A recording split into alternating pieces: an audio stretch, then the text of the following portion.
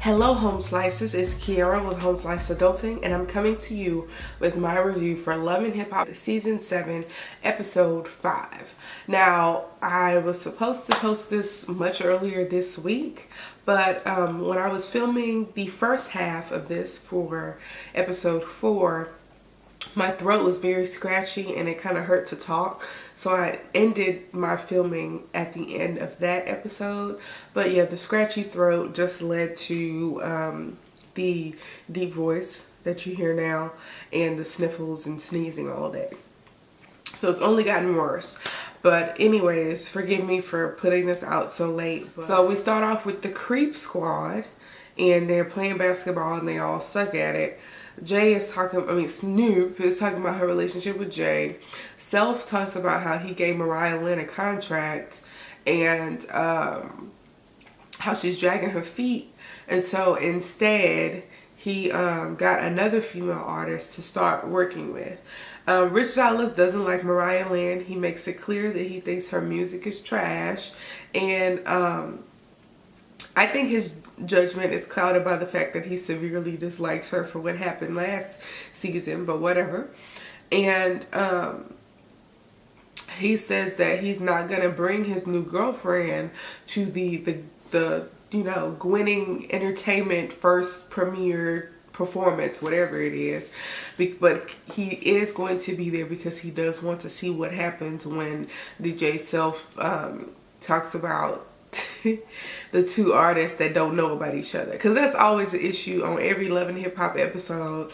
A producer or a manager decides to work with more than one person and they get into it. So classic Love and Hip Hop storyline. Rich Dollaz talks about him and his young girlfriend and the meeting with Ashley, whatever. It's amazing that he's the adult in that relationship and is avoiding a 24-year-old. I mean, he's the one who created that situation where he ambushed his daughter. I don't know why he expected things to go well. Next we see Kimbella, Jade, and we get introduced to a new person named JuJu. Now, JuJu is the current fiance of Cameron, who was the founder of Dipset. Now, when we're introduced to JuJu, she tells us that because she has been in a relationship with Cameron for a long time, she took advantage of that and started her own relationship column called JuJu's Jules, even though she's not even married to Cameron yet. I mean, I think it's interesting how people give out relationship advice, and I mean, don't you have to have credentials for that? I mean, that's why I don't listen to Steve Harvey. Steve Harvey's been married multiple times and women are just flocking to him for relationship advice. Like, he don't have no psychology degree, nothing. Y'all gotta be careful where you're getting your advice from, but whatever. She said apparently they took social media by storm, and I don't remember that, but whatever. And is JuJu Hispanic? Because she kept speaking Spanish or whatever. Yeah, talking to Kimbella or whatever. And next we have Jade. I was surprised that she was gonna be there, but the part when she said that she was going to tell Kimbella about Sophie Green trying to work with Jules, that tickled me. That was so funny to me. And Kimbella was not here for it. She wasn't having it. Now, JuJu seems like she has a good head on her shoulders. And she was listening to Jade and giving her advice, so whatever. Next, we see Cardi B and Hennessy. And for the first time, we see that Hennessy actually got a little bit of sense and was trying to talk sense into Cardi B. She was saying that, by fighting Asia, Cardi B stooped down to a lower level. And that Asia had a right to be mad because Cardi B was around, her man 24/7. Of course, she's not going to be okay with that. So Hennessy kind of won some points with me today. I thought she was just going to be, a little more shallow version of Cardi, but she got a good head on her shoulders so far. Cardi says that she's not remorseful about Asia, but she does want to apologize to Swift for kicking him off the tour, and she feels bad about it. So she's going to apologize to him later. Next, we see Sky and Drewski. Sky they talk about the whole situation that happened at the strip and fitness event, and Sky was like, you know, she came uninvited to my event, you know, probably knowing that I wouldn't like her because she's been around you so much. And at the same time, like, he was accusing her of like escalating the situation when she felt like she had to check Bianca for coming to her event, you know, uninvited. And so Drewski was like, he was mad, and Sky was like, what are you mad for? You know, what do you have to be mad about? And he was saying, you know, I gave the song to Bianca and you created drama by trying to give the song to Mariah Lynn. So I think on a relationship point, in their relationship, Drewski is the person that's wrong. But as far as the business side, Sky was the person that was wrong. And Sky was like, it's a song that you know, dedicated to me.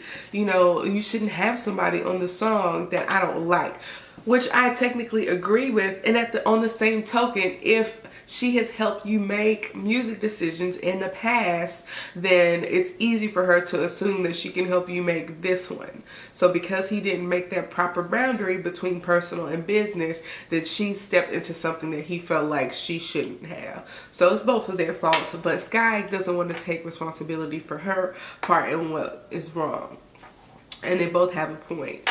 So Drewski calls Sky a basketball, and he claims that she used to hang around millionaires that never did anything for her, but when he came around, he upgraded her, took her out of Harlem, and you know, just improved her life.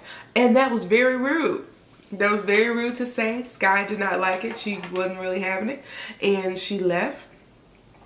And Drewski was very unremorseful about it. And it's like, who is fighting over this dude? He's a creep. He's a scumbag.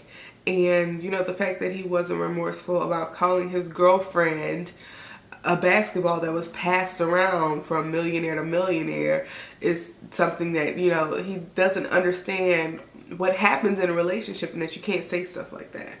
So next up we see Cameron and JuJu. They're out having dinner. They spent almost 10 years together, and JuJu is ready to have a baby. And, you know, Cameron's kind of down for that.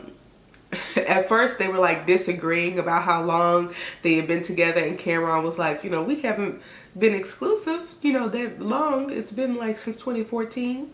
And so JuJu played it off, and she was like, oh, he's joking. But I was like, that's an odd joke. To me, it sounded like some true stuff. You know, because, you know, sometimes the women think they're exclusive, or the men tell them they're exclusive. But when you're a, you know, popular rapper like Cameron was, it doesn't, you know, mean that he's actually being exclusive with you. But next up, we see Bianca and Drewski, and they are in the studio together. And Bianca has her baby voice on Make It Official. And, you know, she sounds good. She's not a bad rapper. But she is just ill, trying to steal somebody else's man. I'm not here for it, but whatever. And Drewski is saying, you know, everyone owes each other an apology. You showed up when you weren't supposed to show up, and then you turned up at, you know, my event. And Bianca's like, I'm not apologizing to your girl. And that's what, you know, hoes that try to steal other people's man do. They don't apologize. But anyway, Bianca is wearing shorts, like those should be underwear, the shorts that she was wearing. So those are the steal your man shorts.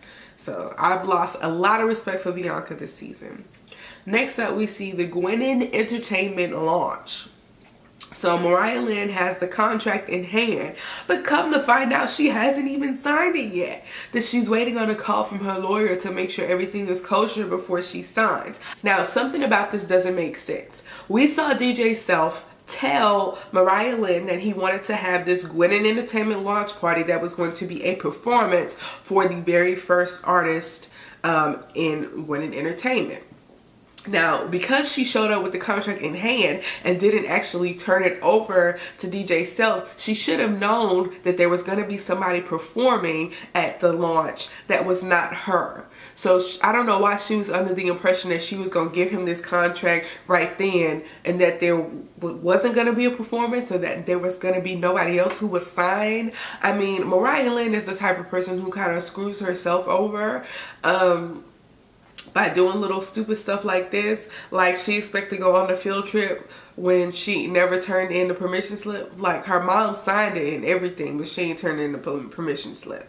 Like, I don't know what she was thinking, but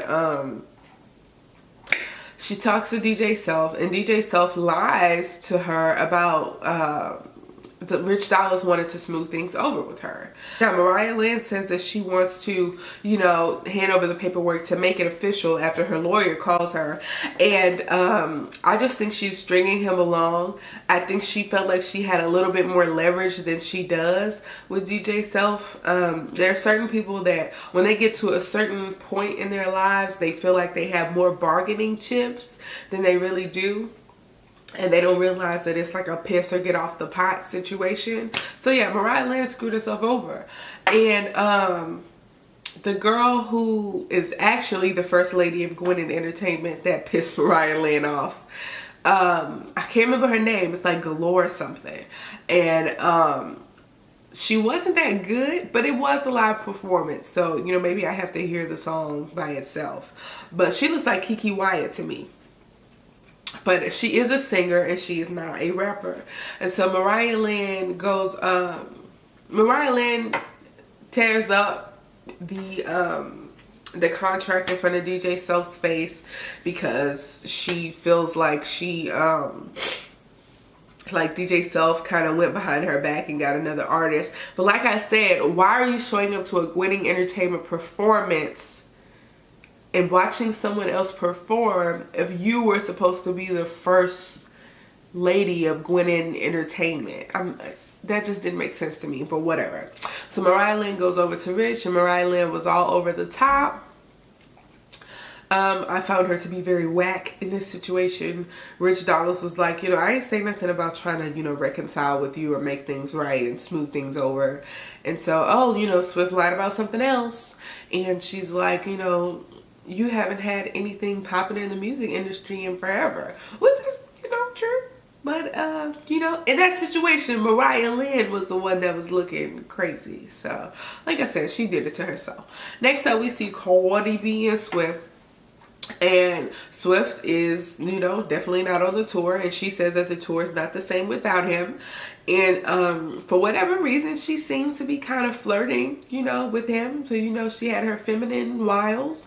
Swift said, oh, you know, I agreed to hear Cardi out. That's the thing that I'm talking about, is that when you have these manipulative people, the people who create negative situations and create drama in their relationships, and all of a sudden they're the victim. He said he agreed to hear Cardi out. Cardi should have slapped him. And he's not the victim in here. He is the perpetrator. He is the one who created a situation where his girlfriend didn't trust him, as she shouldn't have, and where his girlfriend started talking noise, and, you know, he had two women who fighting, you know, against each other over him. And now he's the one that's like, oh, you know, well, I agreed to hear Cardi out. Whatever. Anyways, he's saying that, you know, Cardi apologizes, and she's like, you know, do you want to come back on tour? And he was, you know, well, I gotta think about it. And I'm like, you know, don't get like Mariah Lynn and think that you have more bargaining chips than you really do. Next up, we see Kimbella and Jules, and Kimbella is, you know, being insecure again. And Jules is like, you know, he explained himself, you know, very calmly. There wasn't a big blow up or anything like that. And Kim cries and she says, you know, Jules, you are my life. And I'm like, well, that's where you went wrong. I mean, Kimbella's been a part of this show for a long time. And in that amount of time, I don't know if she has done anything to advance herself. I feel like when she was originally on the show, she was doing modeling or whatever.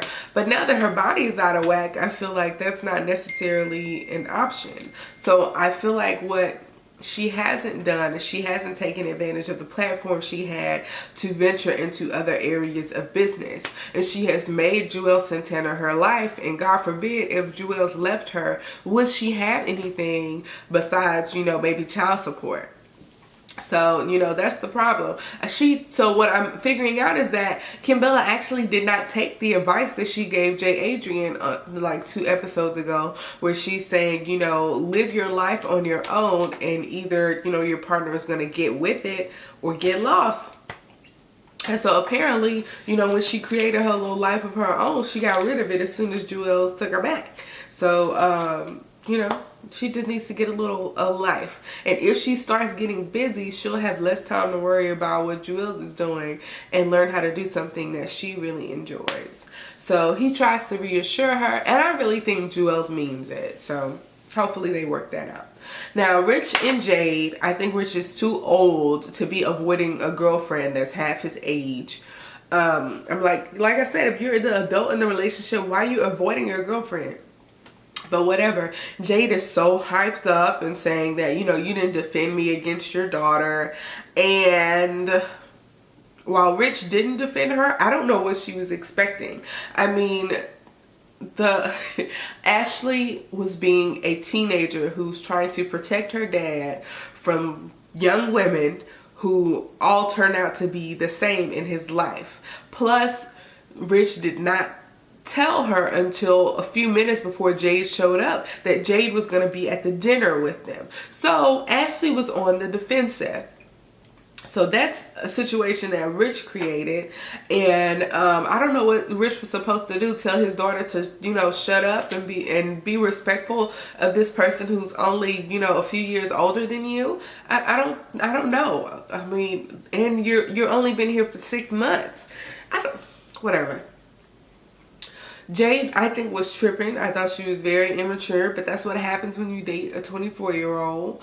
And that's something that, you know, dudes who date young women understand. You trade in maturity for looks or whatever it is that you're looking for in a young woman. And when there's a large age difference, I just am very leery of that. Anything that's over like 8 to 10 years maybe, it's like a little off to me. Something is wrong, especially with the person who's older, but whatever.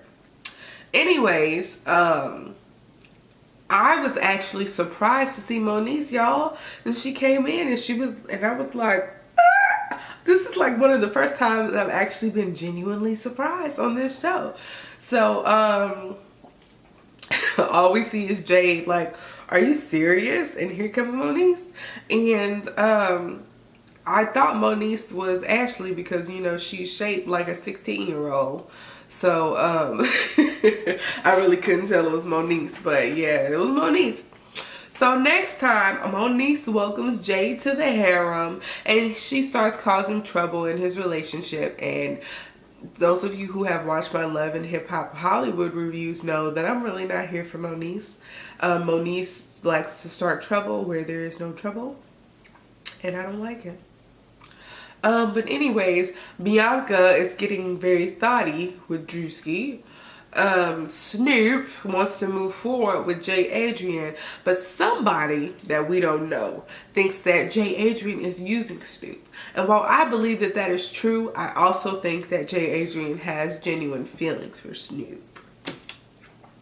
And last, Yandy changes the locks on Erica's apartment. It's not funny. It's a little bit childish, a little bit petty. But when you feel like you got to put somebody in their place and show them that you're the one who really has the power, I guess that's what you do. I want to apologize to you guys for me not having the right kind of energy. I'm clearly sick. But thank you guys for watching. I'm actually going to be doing some makeup struggle tutorials this weekend, so be on the lookout for those. And I'm guessing that since we got 2 episodes this Monday, there won't be any more episodes this upcoming Monday. I really hope so. Thank you guys for watching. Peace out, home slices.